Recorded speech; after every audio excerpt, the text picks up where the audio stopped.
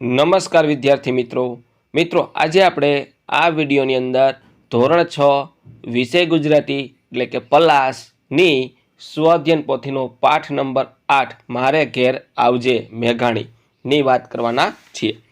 તો મિત્રો જે આપણી ધોરણ 6ની જે નવી પલાસ આવેલી છે એમની સ્વઅધ્યયન પોથીનો પાઠ નંબર 8નું આપણે સંપૂર્ણ સોલ્યુશન છે। મિત્રો આ રીતનું સંપૂર્ણ સોલ્યુશન કરેલું છે। આવા જ સોલ્યુશન મેળવવા માટે આપણી ચેનલને સબસ્ક્રાઈબ કરો અને આ વિડીયો તમારા મિત્રો સાથે શેર કરો।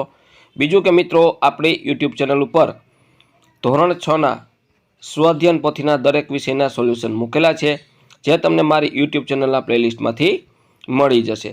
તો મિત્રો આપણે શરૂ કરીએ ધોરણ 6 પલાસ ગુજરાતી સ્વઅધ્યયન પોથીનો પાઠ નંબર 8 મારે ઘેર આવજે મેઘાણી। તો જોઈએ આપણે પ્રશ્ન પહેલો, લાખા પાદરથી સાહિત્ય સુધી પાઠમાં કયા કયા સ્થળોનો ઉલ્લેખ કરવામાં આવ્યો છે એ શોધીને લખો। ચોટીલા, ડાઠા, ચોક, બાબરા, લાખા પાદર, અમરેલી, વઢવાણ, ભાવનગર, જૂનાગઢ, કોલકાતા, ઇંગ્લેન્ડ, સૌરાષ્ટ્ર, પોરબંદર, ગીર, તુલસીશ્યામ અને ખજૂરીના નેસનો ઉલ્લેખ કરવામાં આવ્યો છે। ત્યાર પછી મિત્રો પ્રશ્ન નંબર 2 આવે છે, આ પાઠ પ્રમાણે ઝવેરચંદ મેઘાણીને લાગુ પડતા શબ્દ સામે એમ અને લાગુ ન પડતા શબ્દ સામે એન લખો। તો સરમાળમાં એમ, વિકરાળમાં એન, એક વળિયું શરીર એટલે એન, તેજ સ્વભાવ તો એમાં આવશે એન। ત્યાર પછી જમાદારમાં એન, પહાડનું બાળક એમ, ભીનો એમ, અધિકારી એન, ઓછા બોલો એમ, ગાયક એમ, જનક રાજા એમ અને ગૂંચવાડિયા વાડ એમ।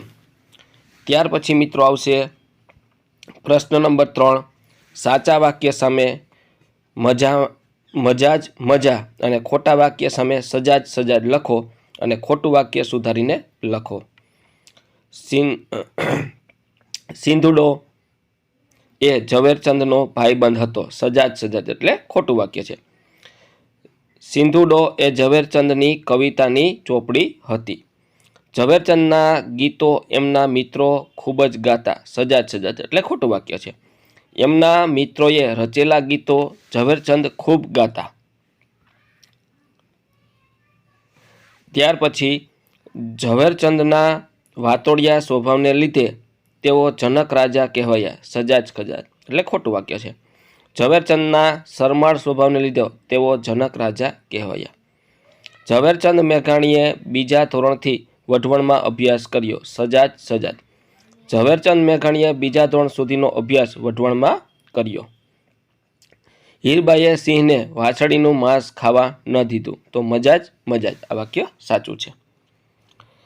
ત્યાર પછી પ્રશ્ન નંબર 4 આવે છે, ઝવેરચંદ મેઘાણીના જીવન સાથે જોડાયેલા સ્થળો, ગામ, શહેર એમના જીવનની ઘટનાઓ સાથે જોડો, પછી મેઘાણીના જીવનને ધ્યાનમાં રાખી આ ઘટનાનો ક્રમ આપો।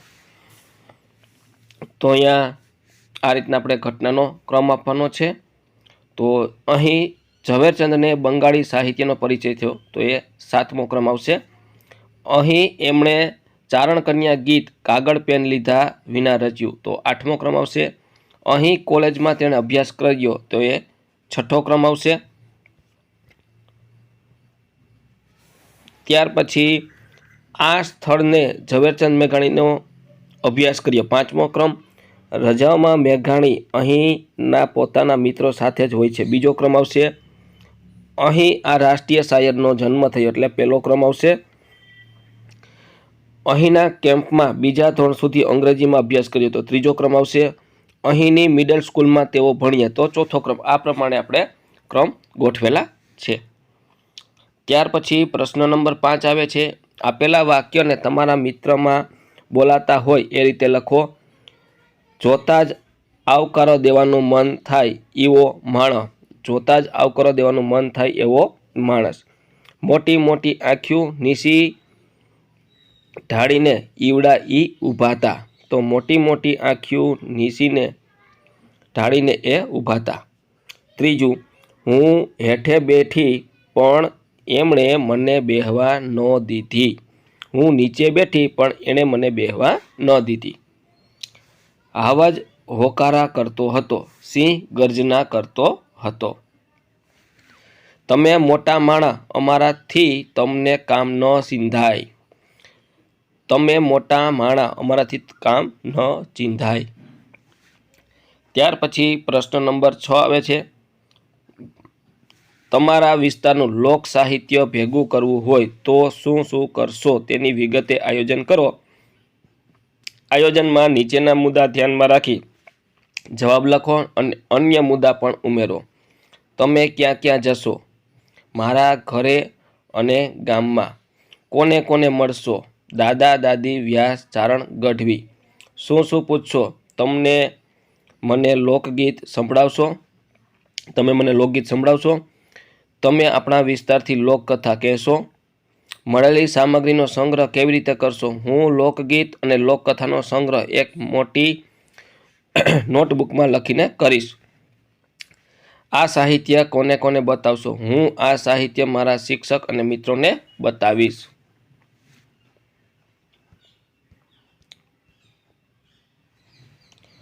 તમારા કયા કયા મિત્રો સાથે, તમારા કયા કયા મિત્રો સાથે રાખશો, કુંજ, કાર્તિક અને સાગર। હવે આ રીતે ભેગા કરેલા સાહિત્ય, ગીત, વાર્તા પ્રસંગમાંથી કોઈ એક અહીં લખો। તો મિત્રો આપણે અહીંયા એક પ્રસંગ લખવાનો છે। સૌરાષ્ટ્ર પ્રદેશના સત્તાધાર પાસે મોટી મોણપરી નામનું ગામ છે। કેટલાક વર્ષો પહેલાં તે ગામમાં માત્રાવાળા નામે એક ખેડૂત હતો। માત્રાવાળો દરરોજ વાડીમાં ઝાડની નીચે બેસીને નદીનું પાણી જોયા કરતો। એકવાર જોયું કે એક સિંહ અને સિંહણ નદીએ પાણી પીવા આવ્યા।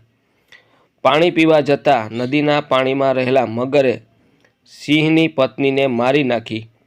સિંહે તેનો બચાવનો પ્રયત્ન કર્યો પણ તે સફળ ન થયો।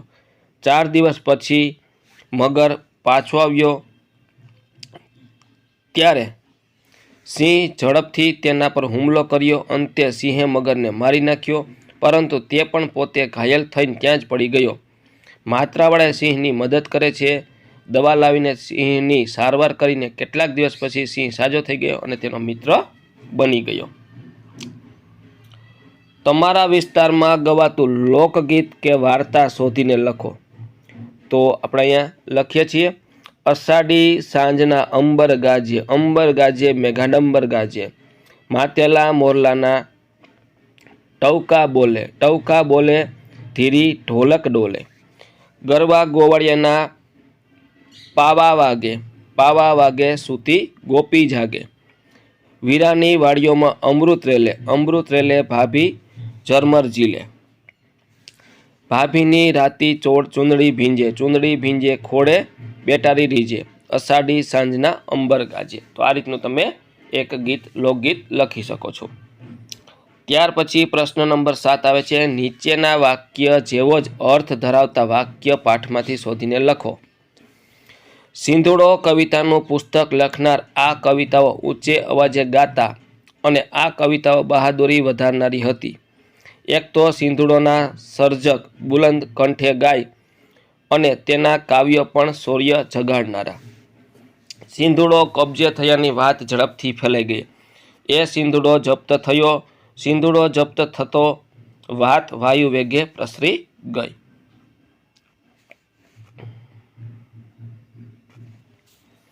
આ પંક્તિઓ સાંભળી ન્યાયાધીશની આંખમાં પણ પાણી આવી ગયું। આ પંક્તિઓ ન્યાયાધીશની આંખને પણ આંસુથી છલકાવી દીધી।